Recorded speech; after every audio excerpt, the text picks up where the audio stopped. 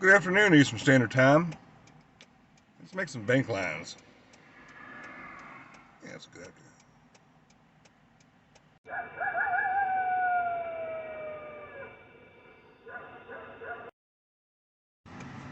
As I sit here at work, and the weather is delightful, I'm thinking to myself, I want to go fishing. I really want to go.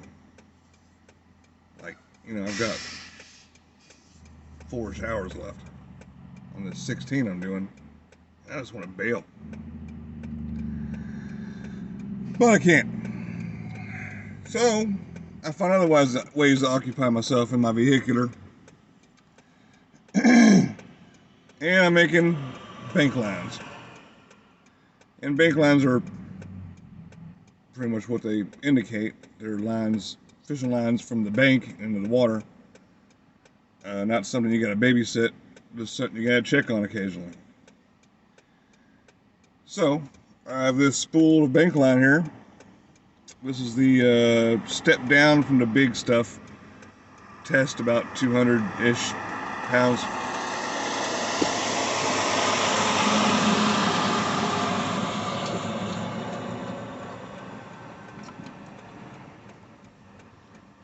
So what you're going to do is you're going to get about 20 feet of this stuff off your spool, which is really a drop in the bucket because there's like 256,000 inches of it on there.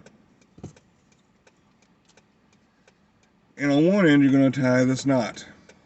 And I will show you how to tie that directly using this for instructional purposes only. You're going to make a loop. You're going to make a loop again. You're going to go through it once. You're going to go through it twice. And then you're going to pull it down. And you're going to have this very sturdy looking knot, which I don't recall the name of at the time. You ask me if to tie a knot on something or a purpose of a knot, I'll tie it appropriately. But if you ask me names, I can't be like, this is the double, quadruple spinning, half hitch, diamond, reverse squirrel knot. Just FYI. You're going to tie this on the very end of it, and this is going to be your anchor loop. About 2-ish feet from the end, on the very end, you're going to tie a regular, just old, naughty knot. And then you're going to tie the same knot you did on the other end, about 2 feet from that knot on the end. And this is going to be your hook line anchor. Yeah. So take all this and make it useful. You're going to make a palm, like we used to high five back in the day. Can't do that. Before everything started happening, we can't high five anymore. Put your anchor line over your thumb, go to your pinky, and you're just going to keep making X's. If you don't have an X, you're doing it wrong. X, X, X, X, X. You're going to keep doing this up until you get to your line knot.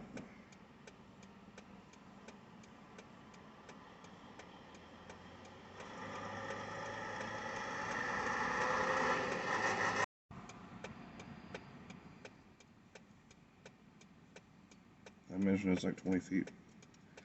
Okay, we made it. Rough. Now, you've got this bundle of X here. You're going to take that off your fingers and don't lose it, don't mess it up. Don't untangle it, don't roll it into a ball. Don't feed it to a chihuahua. Now, what I like to do is have a separate line with my hook on it. Remember that knot? Same thing on one end. This one is like a snell knot. I basically snelled it. You can look that up. But this is a good catfish or larger fish, hook.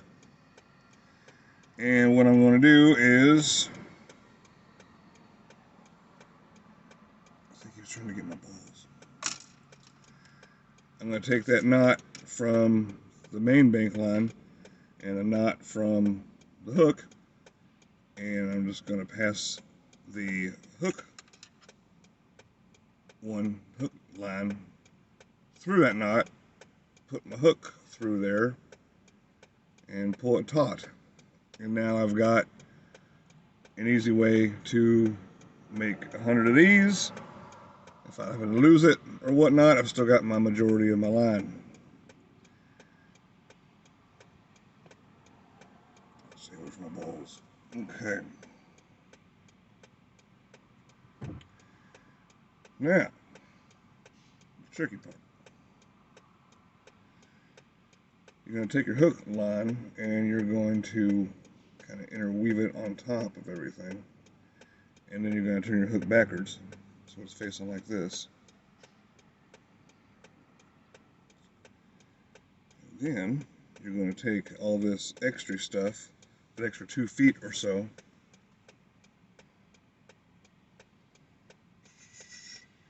and you're going to wrap it around approximately the center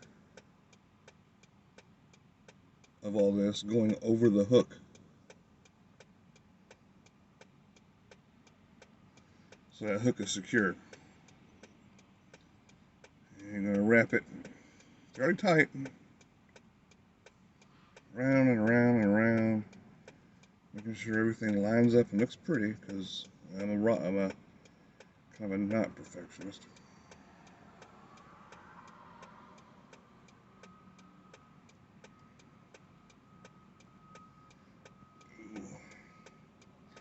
At the very end of this, you're going to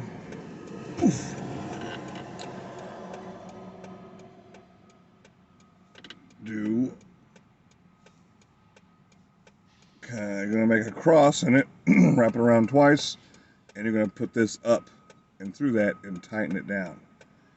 And that is going to hold like that. And obviously you have no idea what the hell I'm talking about. So I'm going to show you as soon as I get this knot undone.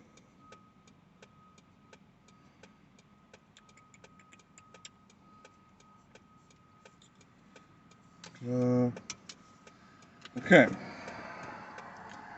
Go around once, you're going to go around twice, and you're going to have an X.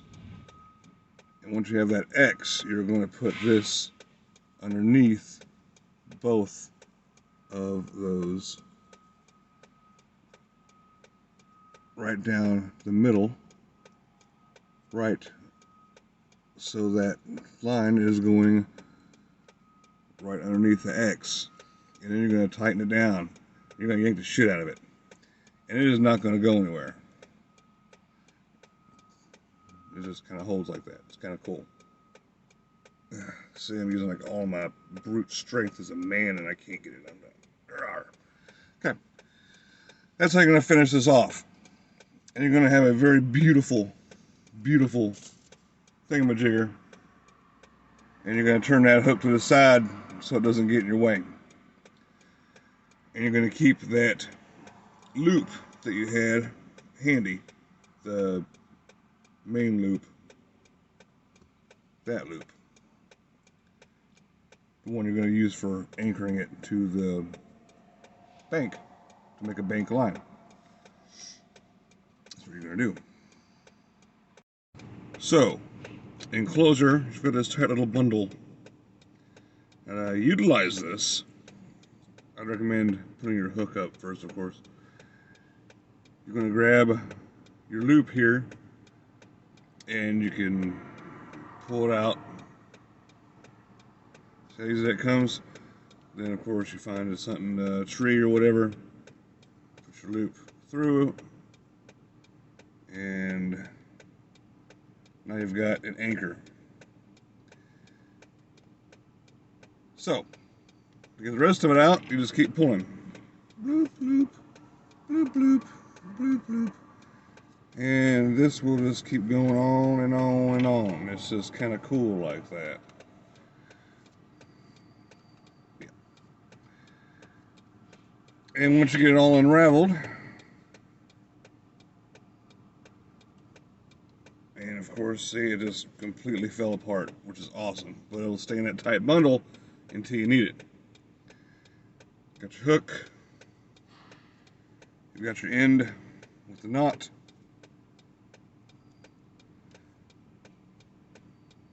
Tie your little log stick, or not stick, but a weight, which could be a rock or a rigor mortis duck.